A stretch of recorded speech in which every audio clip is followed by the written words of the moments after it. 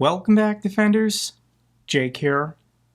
We're currently on day 21 of Ukraine's special military operation to liberate the people of Kursk. When we check in on the military map, there's been no changes the last 2 days.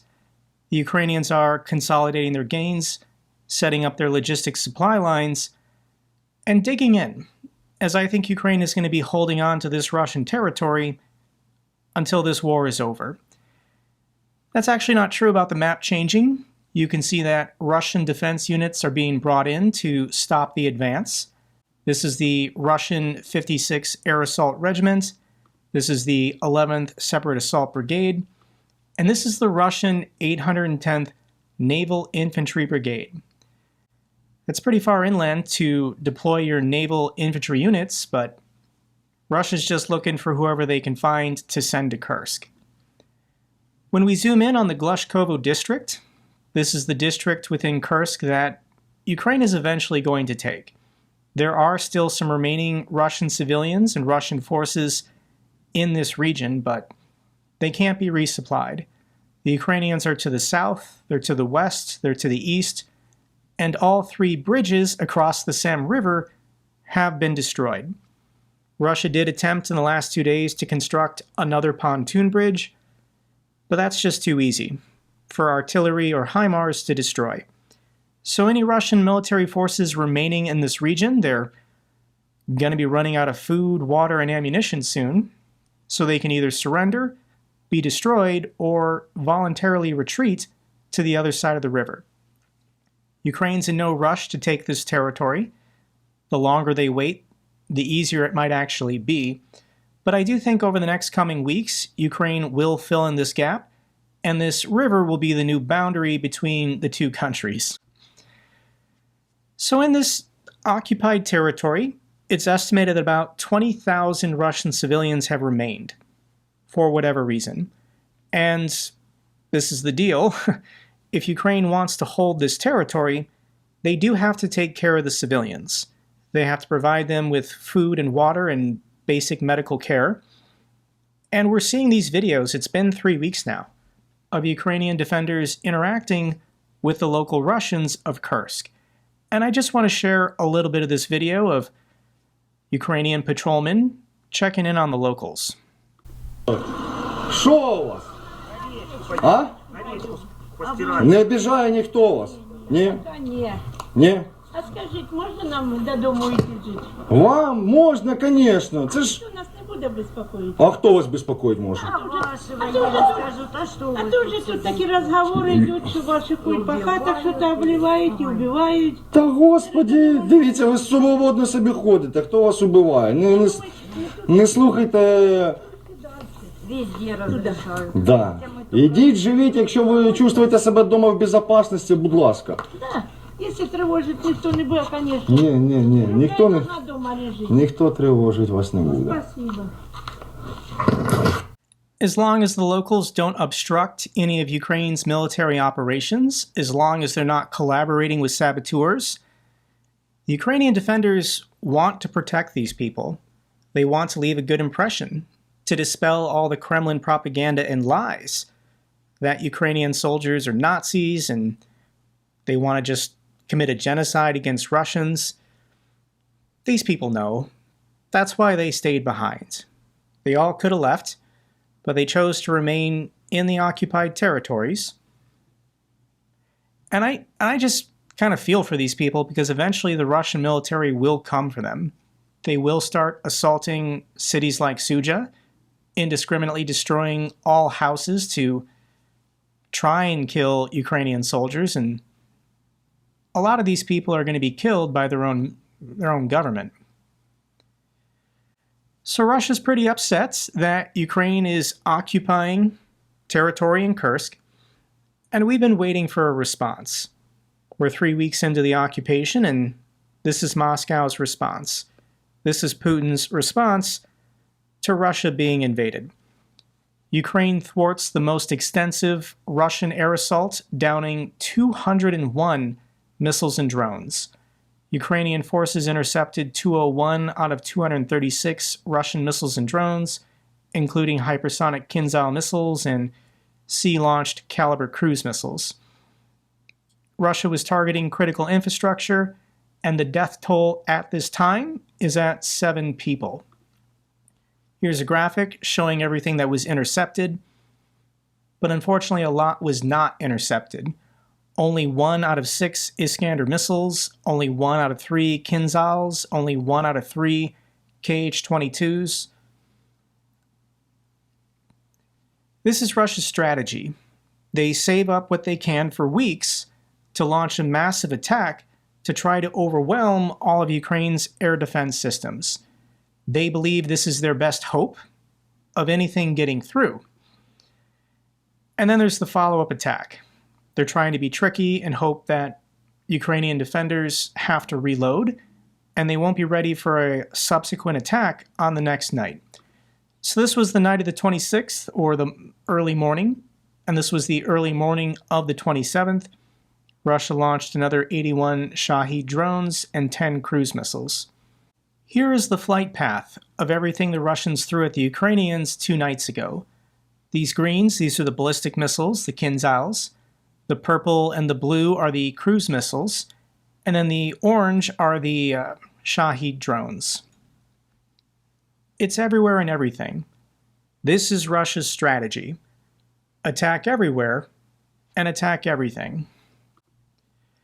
So I just want to highlight how insane this is for Ukrainian defenders to use so many different donated air defense systems. To shoot down all these missiles and drones, they're having to deconflict with all of these different units and systems. They've got operators for NASAMS, IRIS-T, Patriots, SAM-PTs, S-300s, Hawks, Buks, RIM-7, and even the jets. F-16s took off into the skies to help shoot down some of these cruise missiles and drones. F-16s were confirmed by Zelensky, used on Monday to protect power grid locations. So this is what the primary role of these F-16s are going to be until they start being used for offensive operations. This is what Zelensky said, and it has 2 benefits. If these F-16s can use sidewinders in the air to shoot down cruise or ballistic missiles, that's a bonus. But also, if the F-16s are in the air, Russia's not going to be able to hit them. So as soon as the alarms go off and Ukraine knows that drones and missiles are incoming, the F-16s are going to take to the skies to protect themselves. They're too valuable at the moment. So the top story of everything that was hit, and once again, at least 7 people have been confirmed killed at this time. But the Russians attacked the Kyiv hydroelectric power plant. They struck the dam. As Solovyov has been saying for years, they should. So there are videos. I'll link it down below if you want to see the damage. This is the road over the top of the dam, and this is one of the electricity generation houses.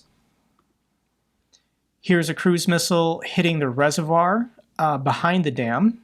We don't know if this was what Russia was attempting to do or if the cruise missile was off target. But this is a very concerning development. The Zaporizhia hydroelectric power plant, the dam down there, has been struck numerous times. If this dam were to be destroyed, the reservoir holding back all this water would flood the capital city of Kyiv. Millions of people still live in the Kyiv and surrounding regions, and people would die, buildings would be destroyed. It would be a disaster if something happened to this dam and the water was released. Now, thankfully, these dams are really tough, and unless you pack explosives inside, the chambers of the dam, it should hold, but we shouldn't be testing it. The fact that Russia is willing to strike this dam is an escalation from the Russians. So when these air raid sirens go off, these alarms go out to the people, they need to get underground. This is what all of the metro stops in Kyiv looked like during the Russian attack.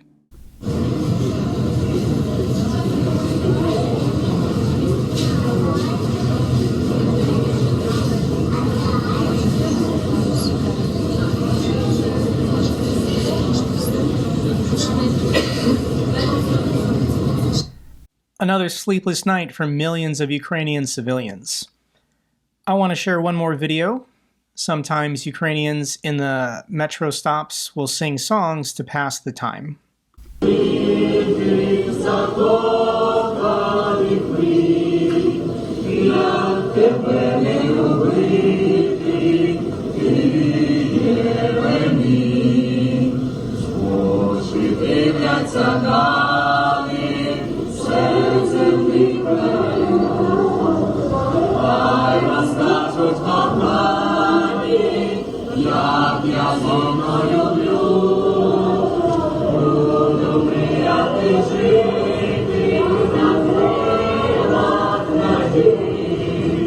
The song they're singing is titled "Impossible Not to Love You, My Kyiv."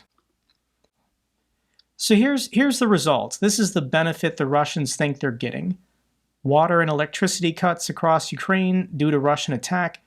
2 days after their Independence Day, Russian missiles and drones targeted Ukrainian energy infrastructure across 15 regions, leading to a shortage of water and electricity supply across the country. Wasn't this the plan 2 years ago? 2 years ago, the Russians said, let's do this. Let's destroy all of their energy infrastructure and that will win us the war. 2 years later, they're still wasting millions of dollars, hundreds of millions of dollars on missiles to blow up transformers worth hundreds of thousands of dollars.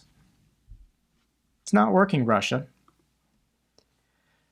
But Kyiv wants to fight back. Ukraine wants to fight back. Ukraine prepares a target list for long-range strikes in Russia in effort to convince Washington, D.C. Kyiv has reportedly asked the Biden administration to remove restrictions on using American long-range missiles within Russia to enhance its offensive capabilities. Here's the map that everyone keeps staring at.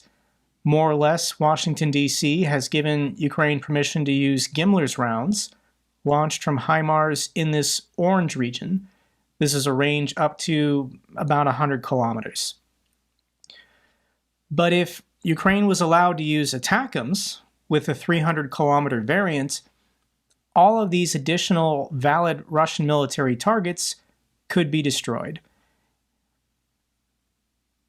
Russia is using these air bases to bomb and attack Ukraine daily, and Ukraine at the moment isn't allowed to bomb them back. Here is President Zelensky looking frustrated, saying exactly this. I want to read this from his speech 2 nights ago. One more thing. Putin stays true to himself. He is a sick creature. That is perfectly clear for everyone for a long time. But it's also clear that he can only do what the world allows him to do. Weakness, lack of decisions, and response nourishes terror. And each leader, each one of our partners knows which strong decisions are necessary to stop all this war, and to stop it justly. There can be no limits for Ukraine in the long-rangeness when terrorists don't have these same limits. Defenders of life cannot have limits on weapons when Russia uses both its own weapons, of all types, and then Iranian Shahed drones and ballistic missiles from North Korea. America, Britain, France, other partners have the power to help us to stop the terror. Decisions are needed. So I'm going to share with you a tweet. This is President Biden's response to Russia's largest ever single-night missile and drone attack. Earlier today, Russia launched missiles and drones against Ukrainian cities and energy infrastructure. I condemn in the strongest possible terms Russia's continued war against Ukraine and its efforts to plunge the Ukrainian people into darkness. Well, that's a worthless statement. So I respond, don't just condemn Russia. Enable Ukraine to defend itself. Allow them to strike back with Western long-range weapons against the planes bombing their cities. And rightfully so, there's a lot of people who support Ukraine jumping on this tweet from President Biden. President Biden really is the only person who has this authority to overrule National Security Advisor Jake Sullivan and allow Ukraine to use British Storm Shadow cruise missiles, scalps, ATACMS, to go after these targets deeper into Russia. As an American, I'm going to say sorry, but I don't think Biden is going to change his mind prior to the November 5th election. After November 5th, there might be a lot of policy changes. I think some crazy stuff is going to happen in November, December, and January. But prior to November, the United States is politically paralyzed. But Zelensky's still going to try. He's not willing to sit on his hands for the next 70 days. Ukraine is using a list they've conducted as a last-ditch effort to convince Washington to lift the restrictions on U.S. weapons being used inside Russia. While Ukraine has previously provided the United States some of its potential targets, this list is more tailored. So President Zelensky is saying, don't give us a blanket authority to strike anything we want. We're going to tell you what specifically we would use them for, and we would only use them for this military airbase or this military training field. It's worth a shot. But here's the beauty, guys. Here is where Ukraine really just wowed the world. With their invasion of Kursk, it got them back in the news, got them back in the headlines. And support for Ukraine has now jumped in response to their newly acquired territory inside of Russia. Americans now more likely to see Ukraine winning after the Kursk incursion. So we've got some fascinating new polling data now that we're 3 weeks into Ukraine's special military operation. And this is from the Brookings Institute. And whenever they do these polls, people want to know, what do Republicans think and what do Democrats think? And 76% of Democrats say, in the Russia-Ukraine war, how would you describe your sympathies? More with Ukraine. 76% of Democrats. But this is the shocking statistic. 58% of people who identify as Republicans say their sympathies are more with Ukraine. What percentage of Republicans are willing to admit to a pollster that their sympathies are with Russia? 4%. 4% of Republicans only are willing to say their sympathies, NATO expansion, biolabs, genocide in the Donbass region, NATO expansion, all of the BS. 4%. Republicans are more likely to say they side with neither, or they're just not sure. But Democrats are a bit more focused. Here's another result of this poll. How long should the United States stay the course in supporting Ukraine? And 37 Republicans were willing to say, as long as it takes. 63% of Democrats say as long as it takes. It's slightly higher for Republicans, 53%, saying the United States should stay the course, but only for the next 1 to 2 years. You either want to win or you don't. What's the difference between the next 1 to 2 years supporting Ukraine and supporting Ukraine for as long as it takes for Russia to be defeated? But these are all still positive numbers. This is a winning issue for the Democrats. If the Democrats just supported Ukraine more, talked about Ukraine more, they would win more Republican voters. Because the public position of Donald Trump, J.D. Vance, and RFK Jr. is horrible. They're representing the 4% who have sympathy and want to support Russia. J.D. Vance, RFK Jr., they're Russian propagandists at this point, repeating all of the Kremlin's lies, and they say terrible things about Ukraine. So Ukraine isn't, once again, just waiting around for permission from the United States. Russians will soon learn to pronounce Polyentizia, Ukraine's new jet-propelled drone.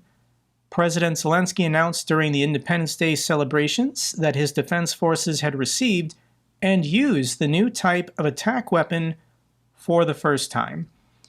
So this is a jet-powered drone, kamikaze drone, that Ukraine has been developing for the last year and a half. It's now operational. How many can Ukraine produce? How fast? I don't know. United 24 did put out this video explaining the drone. Unfortunately, there's combat footage in here. I can't show it to you. but I'll link it down below if you want to see it for yourself. But I can show you this video, basically demoing how the drone is delivered to units, assembled, and then launched.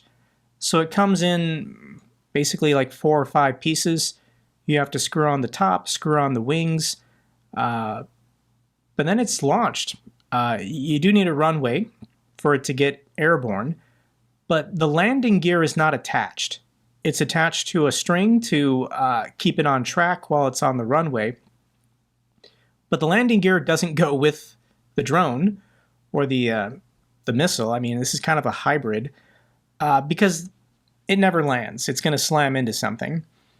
So this is incredible. I don't know what the details are because, once again, Ukraine's going to probably keep it classified, the payload and the range. But yeah, this looks pretty effective, and hopefully Ukraine can start mass producing these.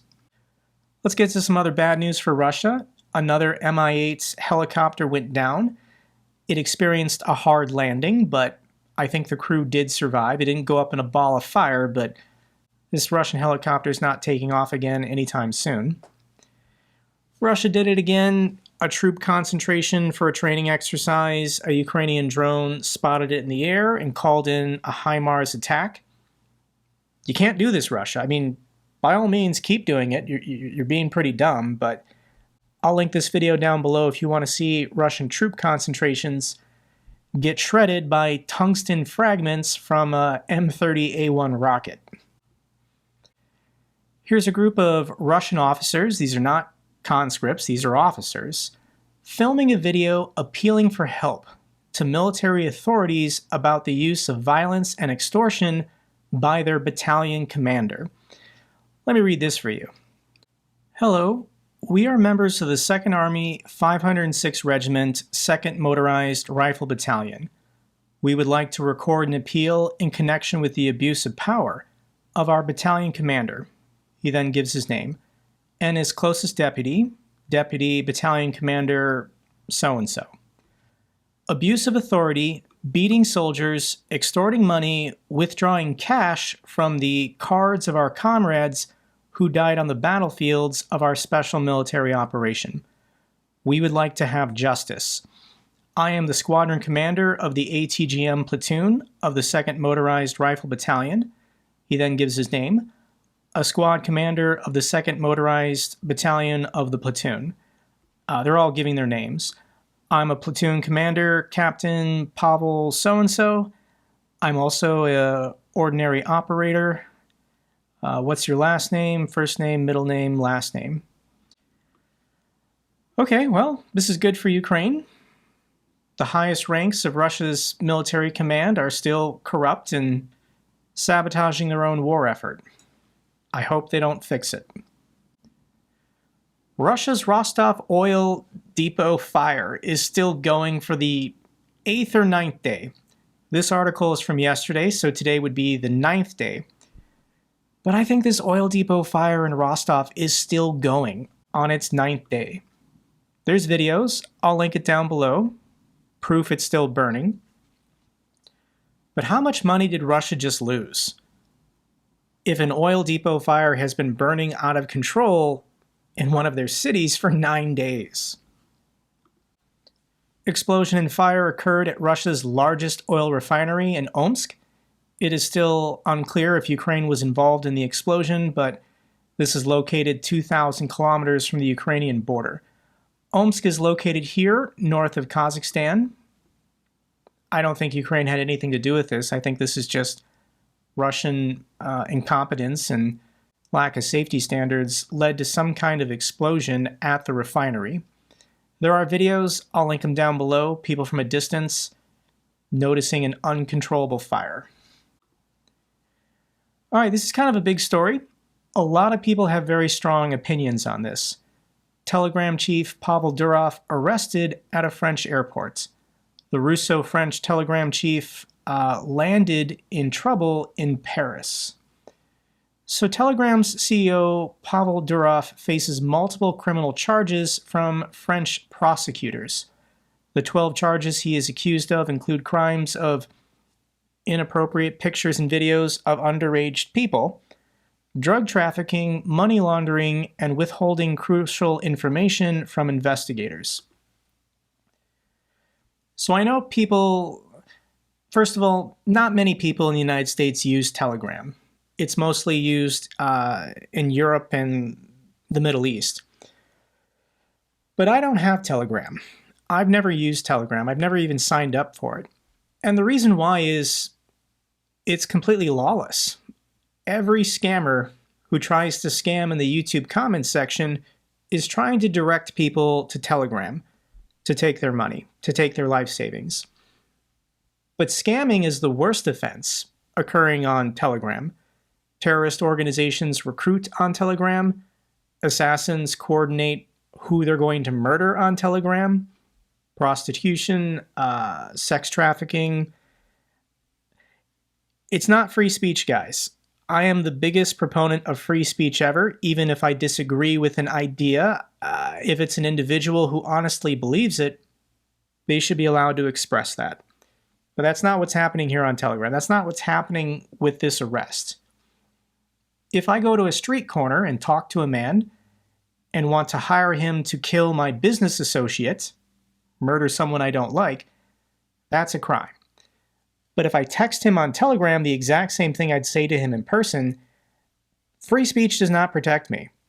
If you're committing a crime by texting or messaging someone on Telegram, that's not protected free speech. You're still committing a crime. So the question is the CEO of this company, of Telegram, obligated to comply with the law to prevent crimes from occurring on his platform? And my obvious answer is yes. I know a lot of people are going to disagree with me and say no, but just look at the reaction. Look at how the Russians are responding. Vladimir Solyov is concerned about Telegram. I'll link this down below if you want to see the full clip, but they're trying to get the CEO released because they want to protect him. Why? And it's a who's who of terrible people who support Russia, all coming to Pavel's defense. Marjorie Taylor Greene, Tucker Carlson, Elon Musk, Russian propagandist David Sachs. All of the creepiest, weirdest people who love Russia are pushing for Pavel to be released. So there's some pressure point being applied here. Kremlin warns France against trying to intimidate Telegram boss Durov. Why? Here's some thoughts from Garry Kasparov. As admitted by Kremlin propagandists, Telegram is widely used by the Russian bureaucracy and the Russian military, so it has been used for acts of war and war crimes against Ukraine. This is war, and attempts to protect a genocidal invasion behind free speech is a disgrace to the term. There will be due process, unlike in Russia. Pavel's going to get a fair trial, and he's going to get representation in courts. France is a real democracy with protections. So let's just think about the opportunity here. The Russians have declared war on Ukraine. They've declared war on the West and NATO. And the Russian military is using Telegram for its encryption, for all of their military units to coordinate what they're doing on the battlefield. So just imagine if the CEO of Telegram allowed NATO or Ukraine access to those channels, those private communications from Russian military units. Yeah, I think this could tip the scale of war on the battlefield. For all the criminal investigations of war crimes, all the evidence is there on Telegram. There are a lot of Russians deleting everything they can possibly delete right now, but I'm sure it's still saved and archived somewhere. So let's just be honest about what's happening here. This is not about free speech. This is about war. And the CEO of Telegram, a tool being used by the Russian military to destroy Ukraine and the West, landed his plane in France. Now, he knew he was going to get arrested, which is very bizarre. People can't figure out why did he do this. There's speculation that he's been trying to play both sides, saying I'm neutral. The Ukrainian military can use Telegram. The Russian military can use Telegram. I'm neutral. I think we're going to be hearing more about this story, and it's not what it seems at face value. We don't have all the information yet, and despite what the Russians say, they're not going to release Pavel. They're not going to release this guy. Here's an update on the channel fundraiser. We officially did it, guys. To everyone who likes, comments, subscribes, watches my content, volunteers, and even donates, you're part of this. You're part of this channel, you're part of this community, and as a community, we fundraised $1,055,000 so far. So I'm declaring victory. I know in the comments section, people are going to say, keep going, Jake, try and go for $2 million. But what I would suggest, and what I'm going to encourage, is if you haven't donated yet, first of all, if you want to donate to the official campaign to get a patch, you can still do that. The fundraiser is going to remain active for another week or two. But if you don't care about the patch and you want to just kick in money to help Ukraine, I recommend going on Help 99's website and contributing to a different patch campaign. All of these people are different groups or influencers partnered with the 69th. So our channel fundraised $1 million, but all of this money goes into the same pot to buy trucks and drones for Ukraine. So Special Herson Katz, I've been following him on Twitter. He's doing a fundraiser. We've got Anna from Ukraine. We've got, let's see here, Noel Reports. I follow him on Twitter. It all goes into the same pool. So if you guys want to help Anna from Ukraine or Special Herson Katz or any of these people, NAFO Dutch Battalion 3, finish their patch campaigns, it all goes towards buying trucks and drones for Ukraine with the 69th Sniffing Brigade. I'll link this down below. In my last video, I didn't mention that it was Ukraine's Independence Day. People noticed in the comments, so I apologize, and I do want to share this video put out by Klitschko, remembering what Ukraine is fighting for on their Independence Day. Independence is a fire that burns in the heart of every Ukrainian. It has never gone out, not even in the darkest times of our history. It's with us now, when we are once again defending our freedom. Thoughts of our children giving us strength. Their dreams, creativity, and ambitions are already shaping the future. They show the world that we cannot be broken. They choose freedom and independence. It is up to them to decide what Ukraine will be like after the war. Now it's their time to discover the skills to act, rebuild, and create a country that future generations will be proud of. Klitschko Foundation is here to help, teach, and support.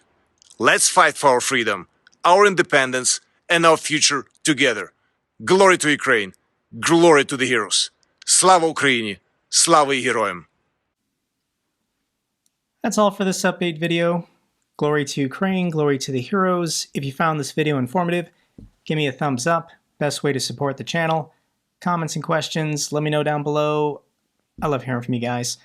Till the next video, keep defending the truth, keep defending democracy.